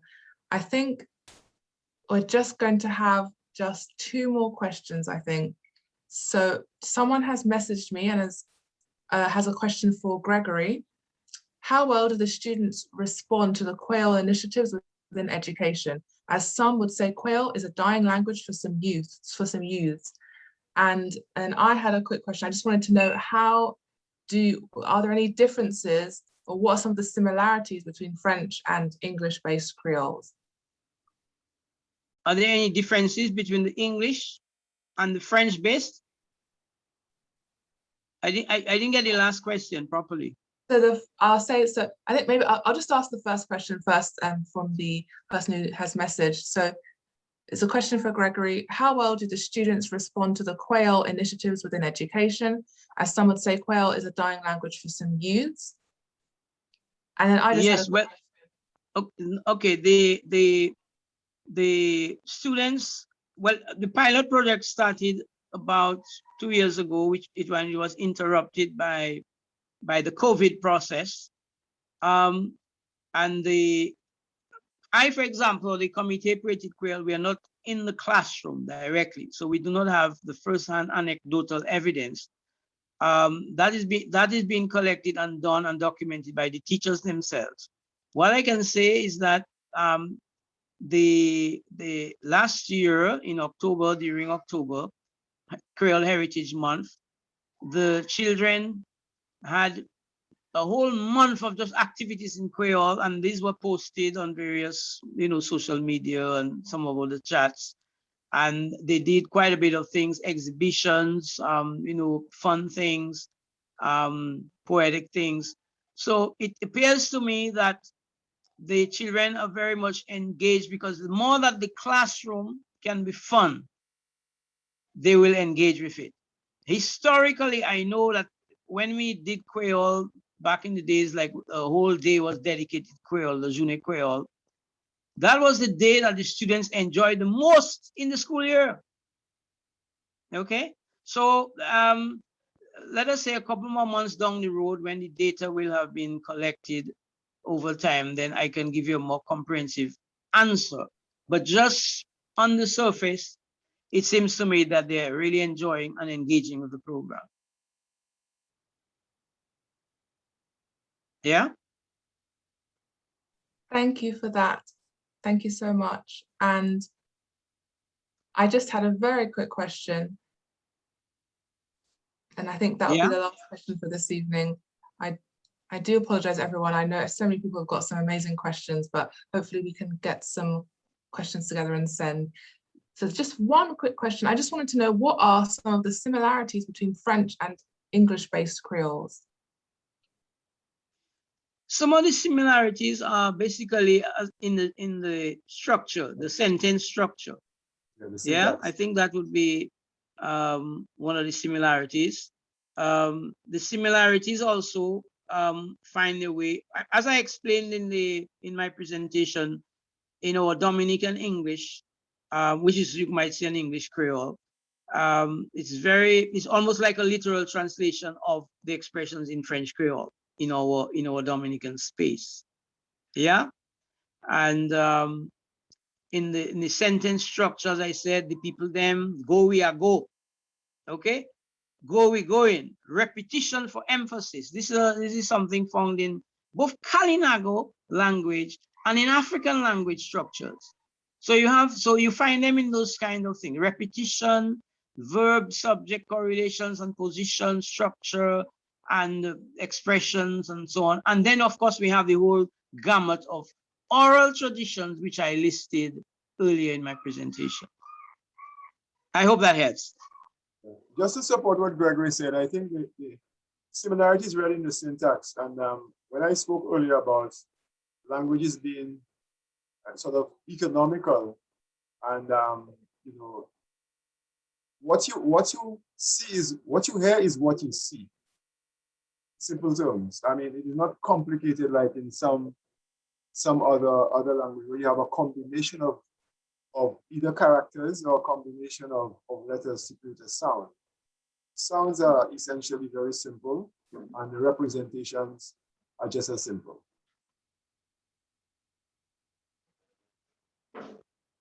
Thank you so much for that. Wow, I have so much to say, but thank you so much for that.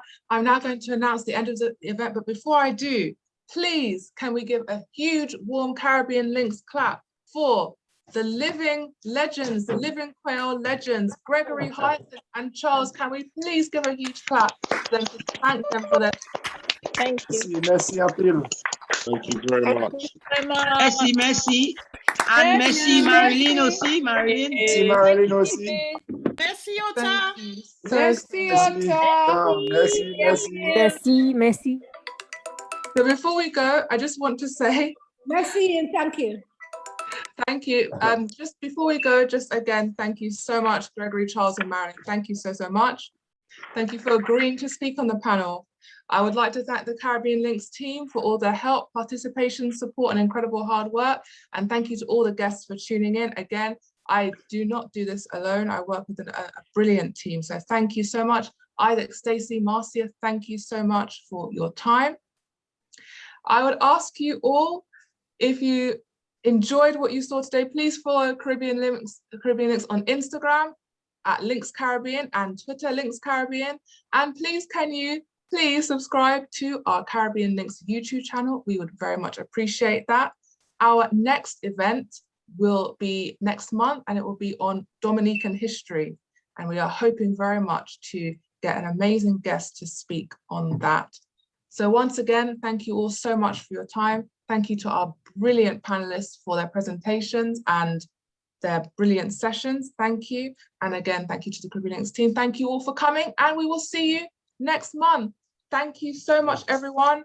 And I just want to say, no mem se afia, and it has been a pleasure putting on this event this evening.